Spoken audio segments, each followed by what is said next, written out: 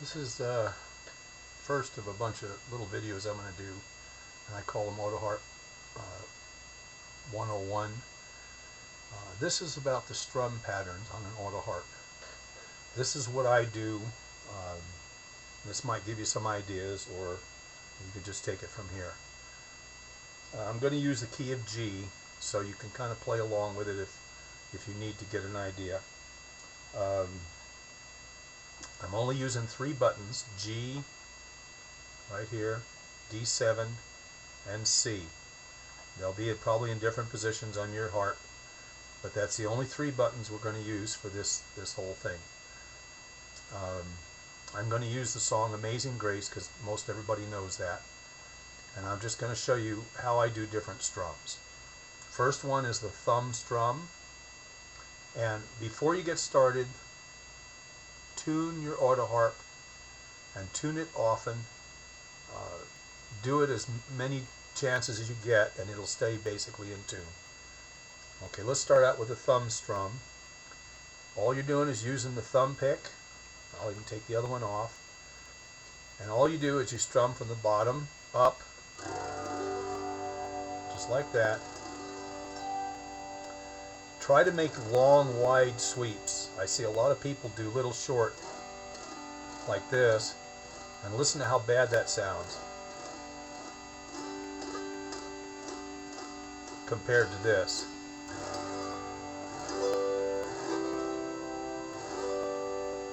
Okay, let's try Amazing Grace. I'll just use one finger so you can see when I change the button.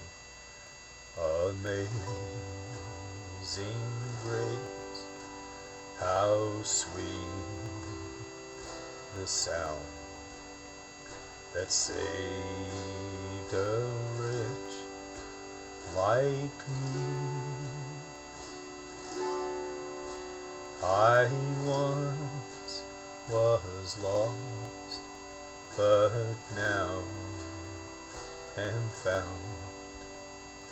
Blind, but now I see. Very simple. I could even go simpler than that and not even do, I'm doing like,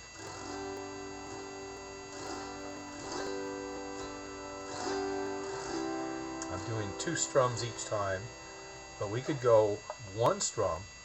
Amazing grace, how sweet the sound that saved a wretch like me.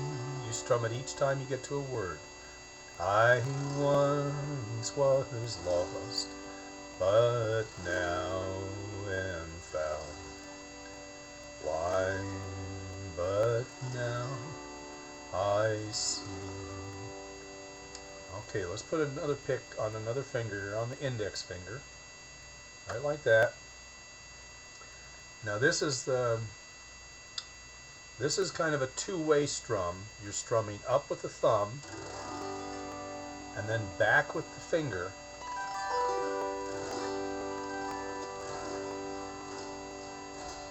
And you do it in kind of a pattern and a rhythm. Amazing grace, how sweet the sound that saved a wretch like me. I once was lost, but now am found. Blind, but now I see.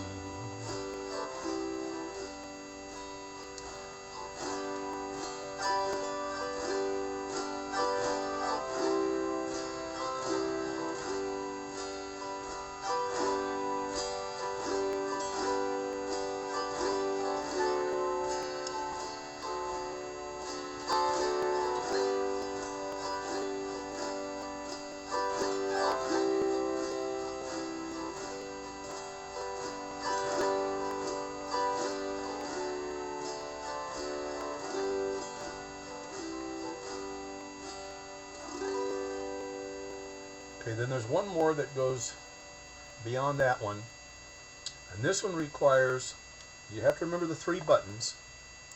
It requires you to put your fingers on all 3 buttons at the same time. And everywhere you strum the 1 chord, like I strum the G, the other 2 buttons, these 2 here, become the mute. And so what you do is you create rhythm chops, and it builds up a pattern, a rhythm.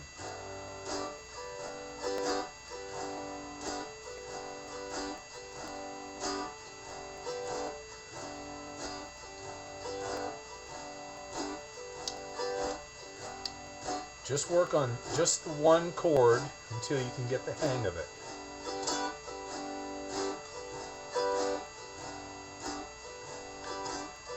And then you go to a different chord. Let's go to C, and the other 2 become the mute.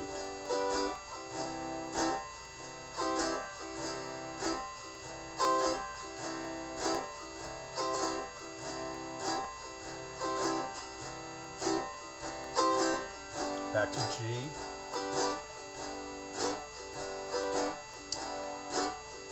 And then D7. C and the G become the mute. C and G and D7.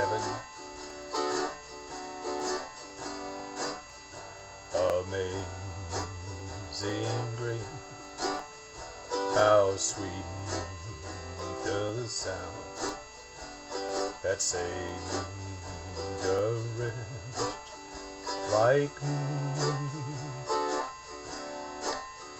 I once was lost, but now am found.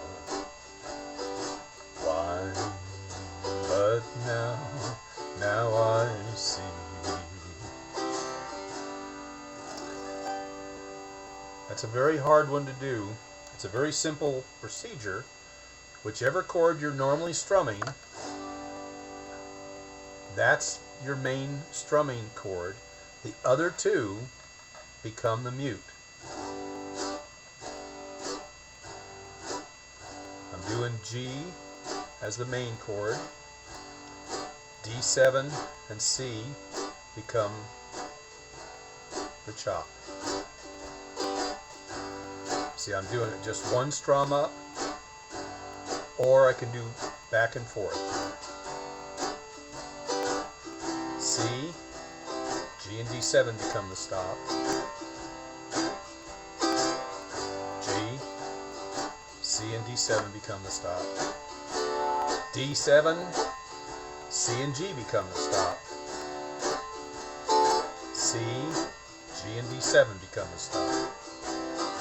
G, C and D7 become the stop. D7, C,